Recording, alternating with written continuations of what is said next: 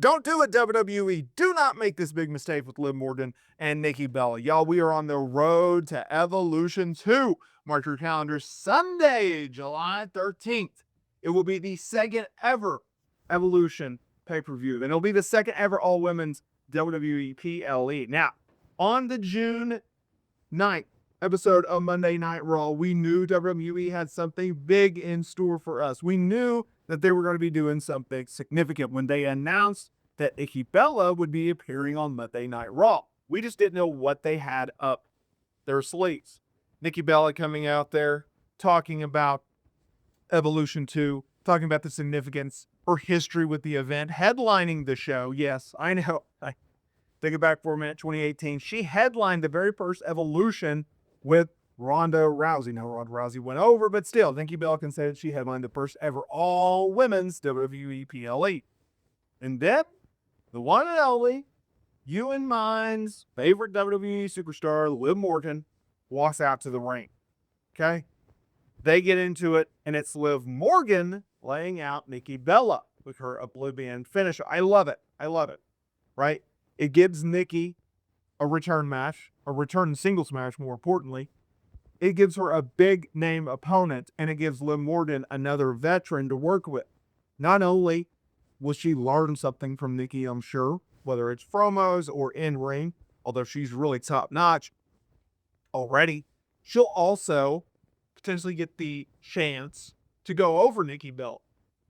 But anytime you do anything, any type of decision, there's a pro and there's a con. There's a positive and a negative, right? With the good and the bad, you got to make a decision. So come Sunday, July 13th, we're going to get Nikki Bella. We're going to get Liv Morgan, and we're going to have to figure out who's going over. Now, in my opinion, this is a pretty slam dunk decision. This is a decision in which it's not even a question, right? You don't have to think about it very long. But I am a little worried, though, that WWE is going to overthink this. They're going to try to overbook this, okay? I think it would be a big mistake if Liv Morgan does not win this match. I think it'd be a big mistake by WWE if Nikki Bella went over Liv Morgan's, okay? I think you have to look at it like this.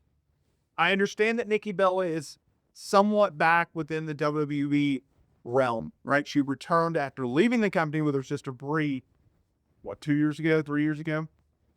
She returns at the Royal Rumble. She almost went to AEW. She's not a full-time star. Heck, she's not even a part-time star. She's a one-off star. We don't even know what's next for her after this. What does it benefit Liv Morgan? And what does it benefit the WWE to have Nikki Bella go over?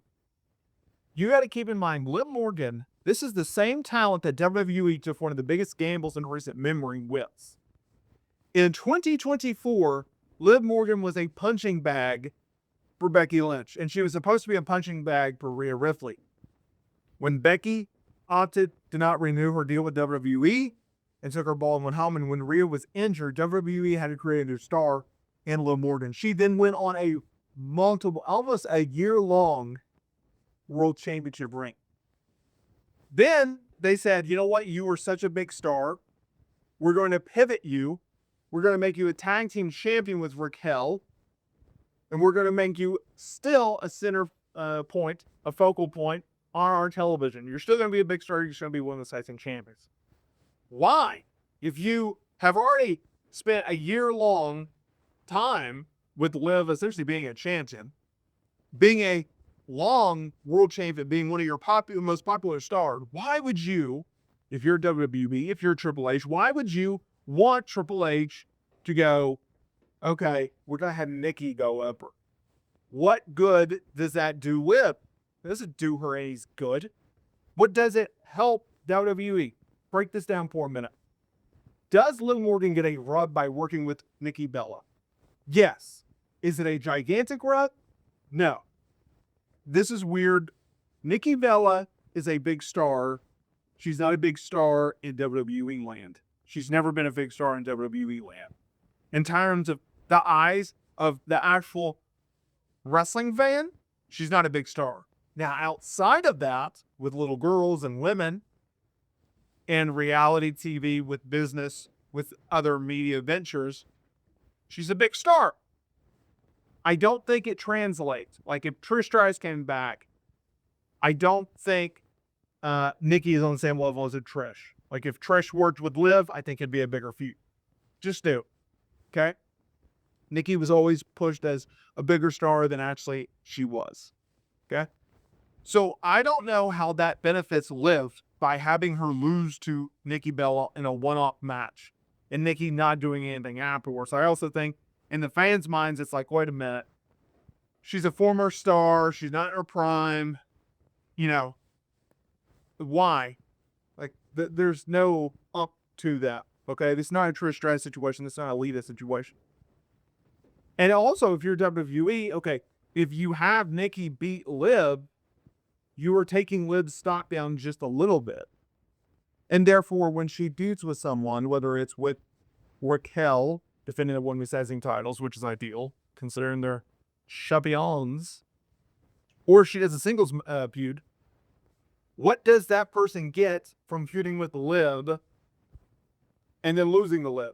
Or even beating Liv, right? Like, it just... everything is a small ladder. You're always taking steps forward and backwards. And you have to position when you beat someone and when you don't beat someone. Because it impacts their next feud and it impacts the other person that they're working with. These are all chess pieces. And you always have to look at that. So I'm very curious to see what they do with this feud. I'm a little nervous about what they do with this feud. Either way, I'll survive. Let's not be over dramatic here. Pro wrestling, both. But I'm very interested. And I think a lot of people are. And I think a lot of people are paying very, very close attention to this feud. Now, I will say this, okay? Don't get it twisted. I am highly positive about this feud. I like it. I like it. I like the way that they did it to start it off. I like the fact that Nikki and Liv, I like the fact that Liv's getting a significant singles outing at Evolution. And if the plan is, and I would say there's probably an 80% chance there is, if Liv Morgan goes over, I love it even more. Because it elevates Liv a little bit more.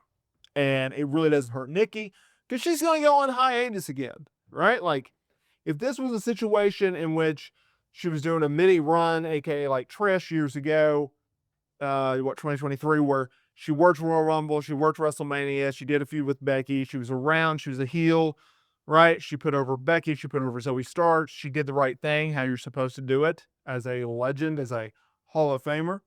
So, if you look at it like that, interesting pieces to go a long way.